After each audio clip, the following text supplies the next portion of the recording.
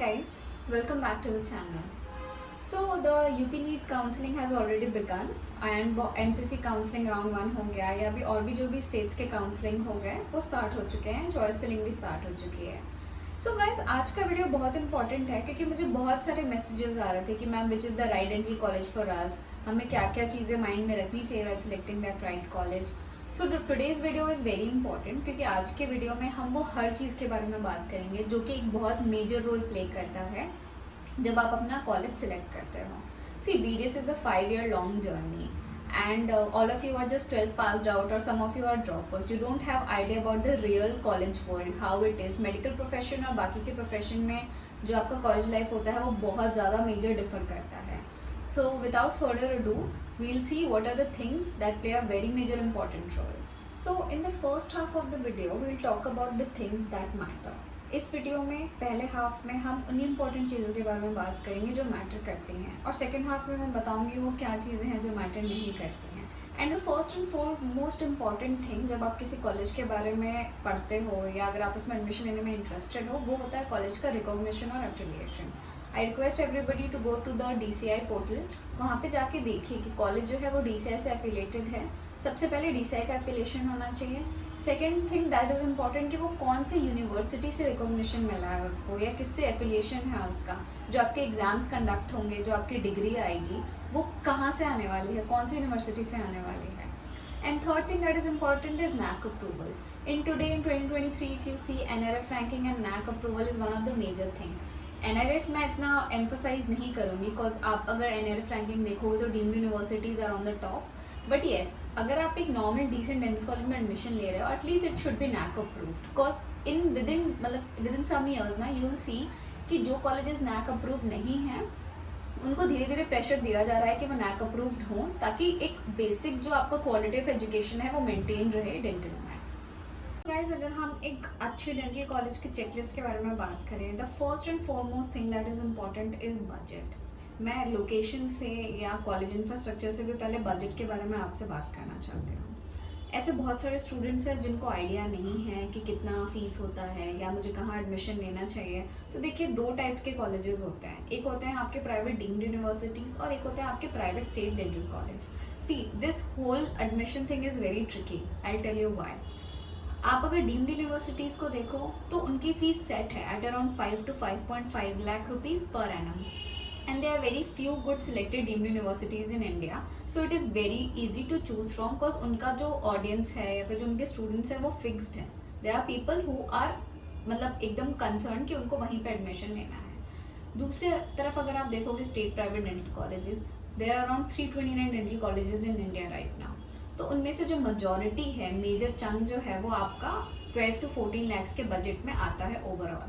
अब डीम्ड में आपके पास ऑप्शन बहुत कम है, लिमिटेड है, तो इतना कन्फ्यूजन नहीं है. बट अगर आप लोअर बजट साइड में देखो तो ऑप्शन बहुत ज़्यादा है. There is a lot of confusion.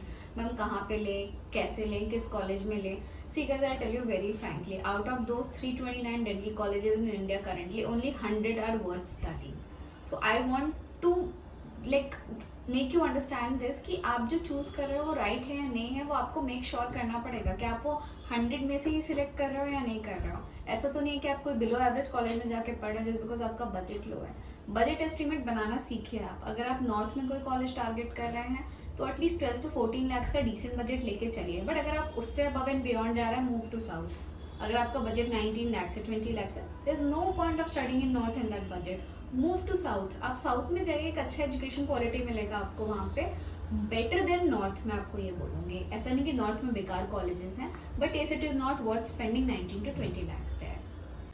अब मैं इस पॉइंट पे ना आपको कॉलेज की क्वालिटी के बारे में भी बता देती हूँ. अगर आपका बजट एस्टिमेट 12 to 14 lakhs है, सबसे पहले आइडेंटिफाई करिए कि आपका बजट कितने एक्सटेंड तक आप स्ट्रेच कर सकते हो. अगर आप 12 to 14 भी स्पेंड कर रहे हो वो कितना ईजी है आपके लिए. ऐसा तो नहीं कि आपको लोन लेना पड़ रहा है उस चीज़ के लिए. और ये 8 to 6 lakhs वाला college I do not recommend. I am totally against this. आप इन कॉलेजेस में एडमिशन लेते हो, इनमें पढ़ते हो, फिर बाद में बोलते हो डेंटिस्ट्री में कुछ भी नहीं है. आपने डेंटिस्ट्री देखी ही नहीं कि आपको समझ में आएगा कि डेंटिस्ट्री में क्या है.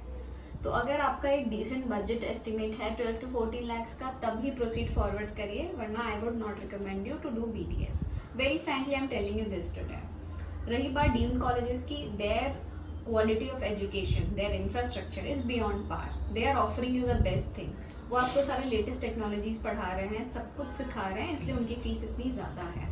तो सबसे पहले अपना बजट एस्टिमेट डिसाइड करो कि आपका बजट एस्टिमेट 14 lakhs है, 12 lakhs है या 20 to 25 lakhs है. उसके हिसाब से अपना रीजन डिसाइड करिए कि मुझे नॉर्थ में पढ़ना है या मुझे साउथ में पढ़ना है. सो ये ओवरऑल आपको बजट का एक एस्टिमेट मिल गया. 12 to 14 lakhs is a decent budget for north, and for south it should be at least 20 to 25 lakh. चीज़ सबसे इम्पॉर्टेंट है वो है location. Why I am telling you or emphasizing about location is that आप बहुत सारे बच्चे क्या करते हो ना, अपने स्टेट में पढ़ने के लिए आपको मतलब बिलो एवरेज कॉलेज भी मिलेगा तो आप ले लोगे. Please stop this mentality.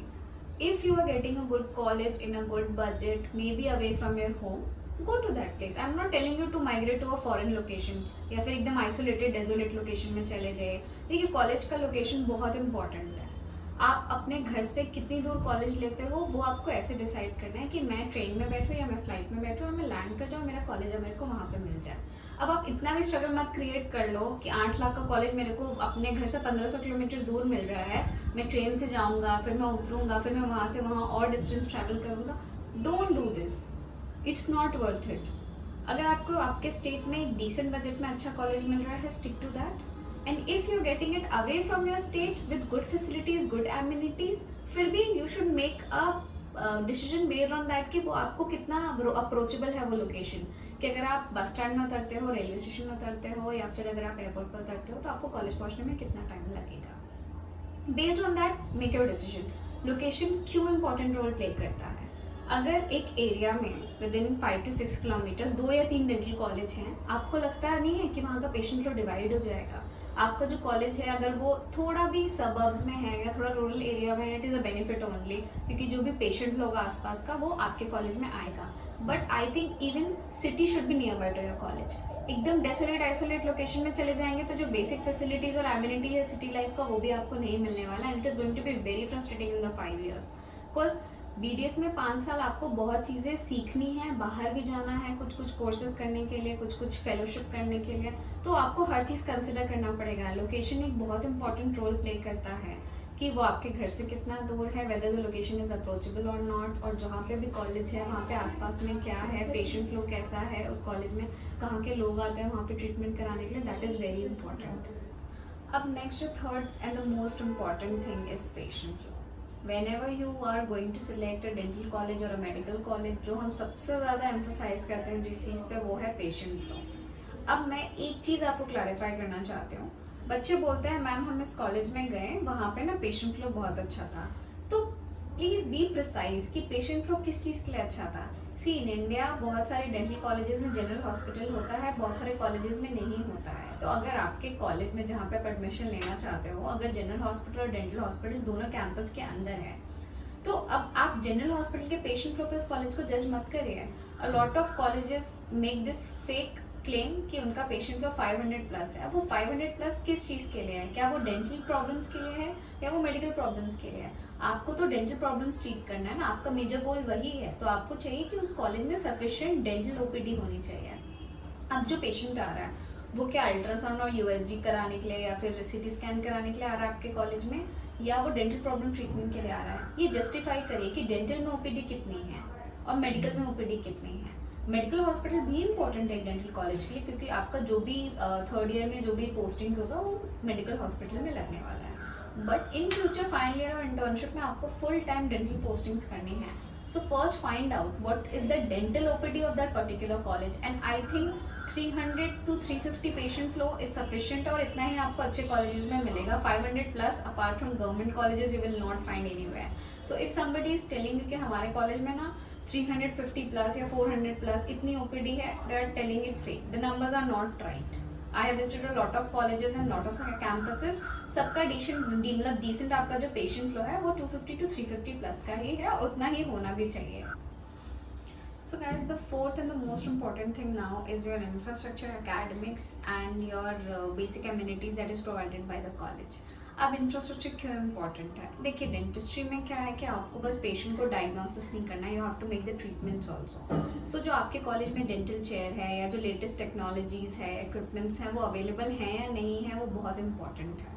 अब मैं आपको हाईफाई टेक्नोलॉजी नहीं बोल रही, there is a lot of advancement in dentistry right now, but हर कॉलेज के पास वो फैसिलिटीज़ नहीं है। बट आप जो कॉलेज में जा रहे हैं वो इतना भी बैक नहीं होना चाहिए कि वो लेटेस्ट जो आपका डेंटिस्ट्री का करिकुलम चल रहा है वो आपको पढ़ाई भी ना, क्योंकि जो आपका एज ओल्ड डेंटिस्ट्री है वो अब ऑलमोस्ट बहुत कम लोग प्रैक्टिस करते हैं। Basically people are using more and more advance technology in the clinics, या जहाँ पे भी आप ट्रीटमेंट कराने जाते हो प्राइवेट क्लिनिक्स में, वहाँ पे आप देखोगे कि सब लोग लेटेस्ट टेक्नोलॉजी यूज़ कर रहे हैं। तो अगर आप उनको देखोगे ही नहीं तो आप सीखोगे कैसे? First you have to look at them, at least you should know कि व्हाट आर द इक्विपमेंट्स, कि अभी लेटेस्ट क्या चल रहा है। अगर आप देखो पहले क्या होता था, लोग मैनुअल स्केलिंग करते थे, अभी भी हम बीडीएस में सीखते हैं मैनुअल स्केलिंग करना, बट विद टाइम हमें इंटर्नशिप में अल्ट्रासोनिक स्केलर दिया जाता है स्केलिंग करने के लिए। अगर आप देखो डिजिटल डेंटिस्ट्री, तो अगर हम देखें बहुत सारे कॉलेजेस में आज भी जो टूथ है वो आदमी हाथ में ले लेता है and then we start working on that, but that is not right. Your college should have a proper phantom lab or a good simulation center. If you go to good colleges, you will see good simulation center जहाँ पे from the first year they are training you. और जो pre clinicals आप कर रहे हो वो आप एक प्रॉपर ह्यूमन लाइक मॉडल पे कर रहे हो, उससे क्या होगा ना, फर्स्ट ईयर से you will get that feeling कि आपको कैसे आपका पेशेंट टू जो डेंटिस्ट आपका प्रपोर्शन होता है या जो सिटिंग पोजिशन होता है वो कैसा होता है, और जो आपकी माउथ ओपनिंग होती है वो रिस्ट्रिक्टेड होती है। तो अगर आप हाथ पे दांत लेके काम कर रहे हो तो that is not going to help you in any way.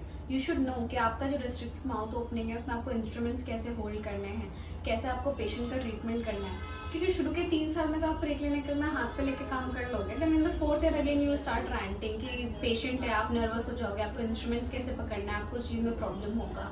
So make sure कि आपके कॉलेज में एक प्रॉपर फैंटम लैब है, एक प्रॉपर सिमुलेशन सेंटर हो। आई वुड रिकमेंड कि प्रॉपर डिजिटल सिमुलेशन सेंटर हो, because that will help you a lot. अभी आपको उस चीज़ का बेनिफिट समझ में नहीं आ पाएगा, आप कोई भी एक्सरसाइज कॉलेज पिक कर लोगे, but with time you will realize कि यार मैंने तो सीखा ही नहीं properly how to sit on the chair, patient का पोजीशन कैसा होना चाहिए। So these few things are very important. CBCT machine होना चाहिए कॉलेज में, ओपीजी होना चाहिए। मैं ये नहीं बोलूँगी कैट कैम होना चाहिए, बिकॉज बहुत टाइम यूजी लेवल पे ये सब चीज़ें नहीं सिखाई जाती, बट जो बेसिक चीज़ें हैं रिक्वायरमेंट वो मैं आपको बोलूँगी कि एक प्रॉपर डिजिटल डेंटिस्ट्री के लिए सिमुलेशन सेंटर होना चाहिए। Second thing is that microscopic endodontics होना चाहिए। थर्ड सीबीसीटी मशीन होना चाहिए। फोर्थ ओपीजी मशीन होना चाहिए, ताकि जो आपको बेसिक नॉलेज है वो आप ग्रैब कर पाओ कॉलेज में। कॉलेज में फैसिलिटीज़ के नाम पे अगर आप बोलोगे तो मैं चाहती हूँ कि आपके कॉलेज में एक प्रॉपर हॉस्टल हो, मतलब हाइजीन मेंटेन हो, कॉलेज में अच्छा इंफ्रास्ट्रक्चर हो।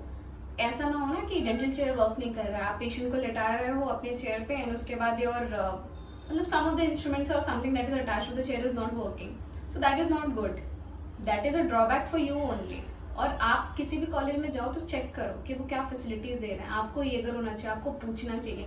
ऐसे किसी भी कॉलेज को सिलेक्ट मत करिए जस्ट बिकॉज आपने यूट्यूब चैनल में देखा कि वो कॉलेज अच्छा है तो आपने सोचा ओ दिस कॉलेज इज गुड, और सम XYZ random blogger is making a video about that college. Go visit the college, it is for 5 years। आप अपना 5 साल स्पेंड करने वाले हो, एक बैचलर डिग्री ले रहे हो उस कॉलेज से, जाके विजिट करो, खुद के आंखों से देखो कि क्या है। अब इंफ्रास्ट्रक्चर इतना भी हाई फाई आप एक्सपेक्ट मत करें, because this is not BA BCom, but एक डिसेंट पेशेंट लोग के साथ एक अच्छा इंफ्रास्ट्रक्चर हो जो आपको बेसिक फैसिलिटीज प्रोवाइड करता हो। Academics, you should be eager to see कि आपके जो टीचर्स हैं जो आपको पढ़ाएंगे, जो आपके प्रोफेसर्स हैं, वो कहाँ से पास्ड आउट हैं, उन लोगों ने क्या क्या अभी तक किया है डेंटिस्ट्री में, वो क्या आपको ऑफर कर रहे हैं, वो आपको क्या क्या सिखाने वाले हैं। You should be more eager towards that should be your prime target. Moving on, we'll talk about the things that don't matter. According to me, it doesn't matter, and I think according to a student who wants to excel in their career, उनके लिए भी इतना matter नहीं करता है। अब क्या matter नहीं करता है? प्लेग्राउंड है या नहीं है, बास्केटबॉल कोर्ट है या नहीं है, see these things you can do outside the campus also. Gym है या नहीं है, ये कोई प्रायोरिटी नहीं है। These things are not prior for you. Maybe a good college will offer you good infrastructure, gym offer कर रहा है आपको बास्केटबॉल ग्राउंड ऑफर कर रहा है, बट वहाँ पे एजुकेशन अच्छा नहीं है, पेशेंट फ्लो नहीं है, तो क्या फ़ायदा है इस चीज़ का? आप जा रहे हो कुछ सीखने के लिए, फ्रेशर्स हो रहा है या नहीं हो रहा है, पार्टीज हो रहे हैं या नहीं हो रहे हैं, no, your more concern should be कि हैंड्स ऑन कोर्स हो रहा है या नहीं हो रहा है, सेमिनार्स हो रहे हैं या नहीं हो रहे हैं, कॉलेज में गेस्ट स्पीकर्स जो आ रहे हैं वो कहाँ से आ रहे हैं, हम किन से मिल पाएंगे अपने फैकल्टी में, हम अपने जो मेडिकल फर्टिनिटी में हम किससे कनेक्ट कर पाएंगे, that should be your goal. Freshers, parties, campus life, फिर football ground, basketball ground, all these things can come along, वो लाइफ में बाद में भी कर सकते, that is not a problem, but your 5 years I want you to be focused. अगर आप अभी फोकस्ड रहोगे it will be good for you in the future. अगर आप अभी फोकस्ड नहीं, अभी आप ये सब करोगे, फिर बाद में डू नॉट कम क्राइम कि मैम डेंटिस्ट्री में तो कुछ भी नहीं, मैंने डेंटिस्ट्री किया मेरा कुछ भी नहीं हो पाया। सी किसी भी कोर्स का ना स्कोप नहीं होता है, इंसान का, ह्यूमन बीइंग का खुद का स्कोप होता है। हर फील्ड में सैचुरेशन है, हर फील्ड में कंपटीशन है, still people are doing good. There are a group of excellent people in that particular thing, in that particular course, in that particular genre अगर आप बोलो तो आपको अपना स्कोप बनाना है। कोई भी कोर्स करने से आपको कोई गारंटी नहीं मिलेगा। इंजीनियरिंग में प्लेसमेंट मिलता है बट उनको मिलता है जो टॉप परफॉर्मर्स है, सबको प्लेसमेंट नहीं मिलता है 40-50 लाख का। डेंटिस्ट्री मेडिकल फील्ड में कोई प्लेसमेंट नहीं होता है। अगर कोई कॉलेज बोलता है तो वो झूठ बोल रहा है। आपको अपना रास्ता खुद पेव करना है। कॉलेज आपको अपग्रेड करेगा, कॉलेज आपको अपस्किल करेगा, बट उसके आगे जो है आप कितना अच्छा उस चीज़ में सीखते हो, that is in your hands. So guys, now in the end, coming to the preference list, I'm not going to take any name of any of the colleges. मैं ये आपको यहाँ पे YouTube में नहीं बताना चाहूँगी। मैं आपको ये बताना चाहती हूँ कि अगर आप किसी कॉलेज के लिए चॉइस फिलिंग कर रहे हैं, सो प्लीज़ मेक श्योर कि आप इन चीज़ों को ध्यान में रखें। सबसे पहला होता है कि आपका कॉलेज का बजट क्या है, सेकेंड है आपका इंफ्रास्ट्रक्चर, एमिनिटीज़, लोकेशन, फिर आपका जो बेसिक फैसिलिटी हो गया, फिर आपका जो फैकल्टी हो गया, ये सब चीज़ें इंपॉर्टेंट है। इनको माइंड में रखते हुए, पेशेंट फ्लो को माइंड में रखते हुए तभी आप कॉलेज को सिलेक्ट करिए और चॉइस लॉक करिए। इसके apart freshers, parties, outings, please इसके बेसिस पर आप कॉलेज को मत जज करिए। That is not something to be judged upon. And yes, 5 years is a long time. I would suggest you, rather than asking somebody else for the help, या तो आप पर्टिकुलर उस कॉलेज में कोई पास आउट है उससे information लीजिए, या तो आप कॉलेज खुद विजिट करिए। विजिट द कॉलेज, विजिट करके डिसाइड करिए कि आपको 5 साल अगर आप वहाँ पे स्पेंड करने वाले हो तो क्या वहाँ पे वो चीज़ें हैं जो आप देख रहे हो एक पर्टिकुलर डेंटल कॉलेज में। अगर हैं तो yes, proceed forward, otherwise no, don't proceed forward. XYZ consultant ने आपको क्या बोला, that should not be a concern. Go visit the college and then decide. Take out the time. 5 years is a long time. ये मत सोचिए distance है, मैं जाऊँगी, how will I decide? No, take that step. Go to the college, then only decide. Apart from this, how I can help you is that नीचे मैं अपना email ID attach कर रही हूँ. I get a lot of comments, so I would suggest students to directly email me. After that, I can arrange a Google Meet for you where I can take up all your questions. So if you want to connect with me, just send me a mail on the email ID mentioned below, and I'll get back to you via email only. So till then guys, I hope कि video आपको अच्छा लगा हो. If you like the video, then I would suggest you to like, share and subscribe to my channel. I will keep on coming with such more videos in the future. Thank you.